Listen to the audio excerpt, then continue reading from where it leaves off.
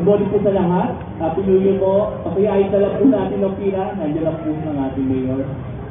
Forward na po tayo. Sa lahat po na nasa likod, forward po tayo sa harapan. At ang bakal po.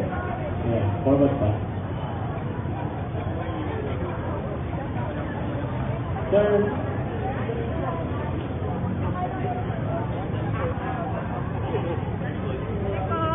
Morning, ma'am.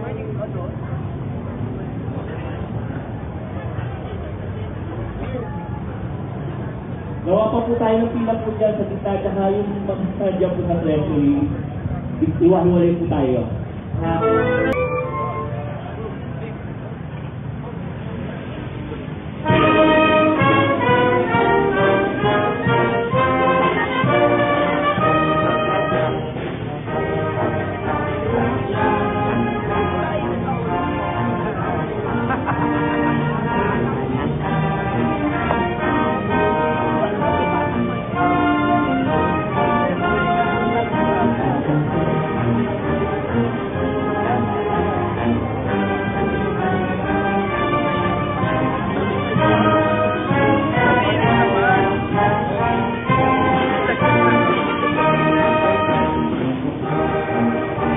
Happy New Year, darling!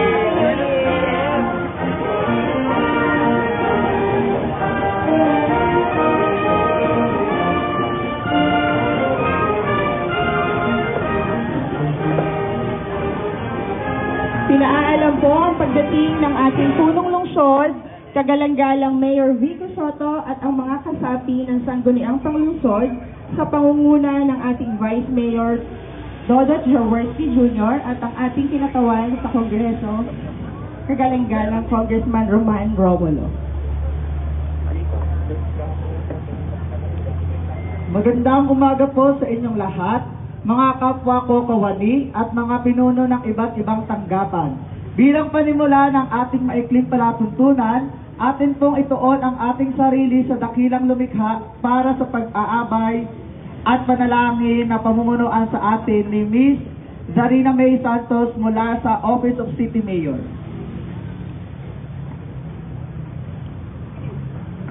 Tayo po ay umuko at ilagay ang ating mga sarili sa presensya ng ating Panginoon. Ama naming makapangyarihan, maraming salamat po sa panibagong taon na iyong ipinagkaloob. Naway gabayan mo po kami sa araw na ito na magampanan ng aming mga tungkulin ng maayos, tapat at naaayon sa iyong kalooban.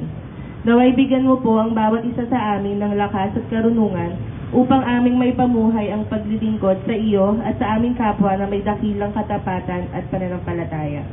Ito po ang aming samot dalangin, pagpupuri at pasasalamat sa iyo, aming mahal na Panginoon. Amen. Salamat po. Hinihiling po namin humarap po tayo sa ating bandila at ilagay natin ang ating kanang kamay sa kaliwang dibdib at awitin natin ang lupang hinirang sa saliw ng musika ng Pasig City Band.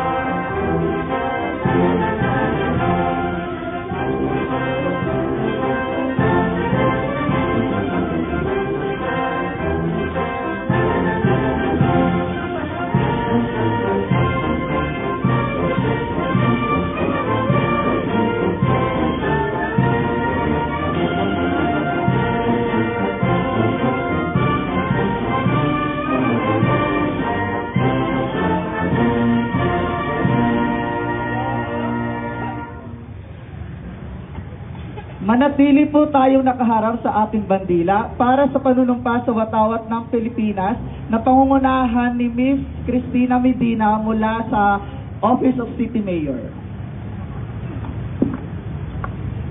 Itaas ang ating kanang kamay at sabay-sabay nating bigkasin ang panunumpa ng katapatan sa watawat ng Pilipinas. Ako ay Pilipino, buong katapatang nanunumpa sa watawat ng Pilipinas at sa bansang kanyang sinasagisag na may dangal, katarungan at kalayaan na ipinakikilos ng sambayanang makadiyos, makatao, makakalikasan at makabansa.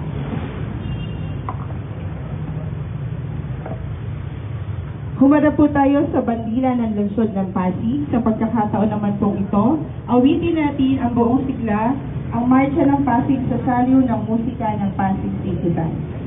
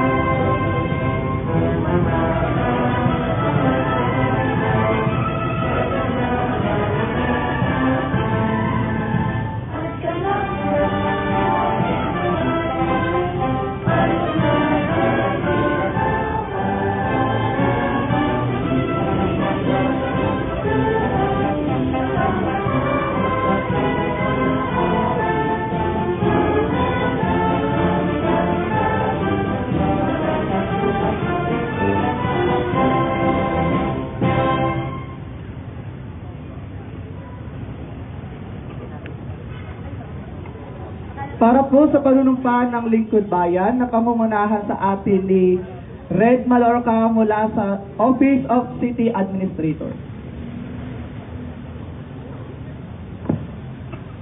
Panunumpaan ng Lingkod Bayan. Ako ay isang Lingkod Bayan. Pangangalagaan ko ang tiwalang ipinagkaloob ng mamamayan.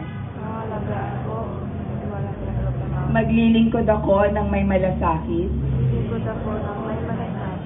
katapatan, at kahusayan ng walang kinikilingan. Magiging mabuting halimbawa ako, at magbibigay ng pag-asa, at inspirasyon sa aking kapwa lingkod bayan. Lilinangin ko ang aking sariling kakayahan upang sa lahat ng panahon ay mapaglingkuran ko ng buong kahusayan ang sambayanan.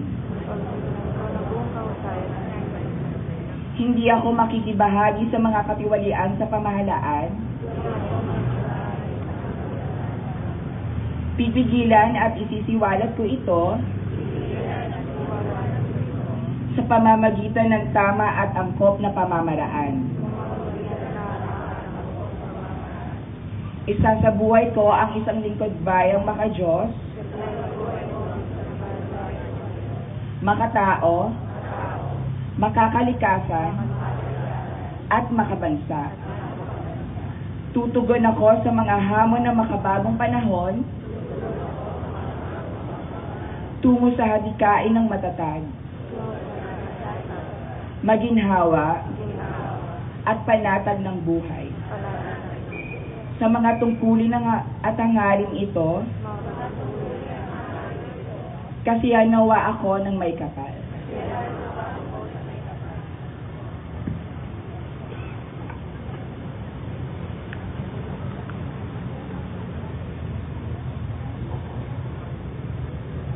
Tinatawag po natin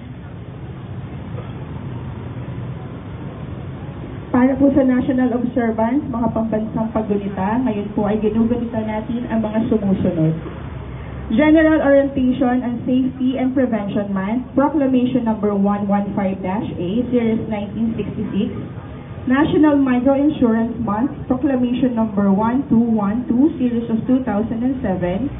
Zero Waste Month, Proclamation Number 760, Series of 2014, Liver Cancer and Viral Hepatitis Awareness and Prevention Month, Republic Act Number 10526 of 2012, National Time Consciousness Week, Republic Act Number 10535 of 2013, and Community Development Day, Proclamation Number 341, Series of 1964. Maraming salamat po. Maraming salamat po sa mga departamento na nangasiwa sa maikling programang ito. Mula sa Office of City Mayor, At mula naman po sa Office of the City Administrator, ako si Joey Espanyol mula sa Office of City Mayor. at ako naman po si Riza Bongas. Kami ang mga naging guro ng palatuntunan ngayong umaga. Maraming salamat po.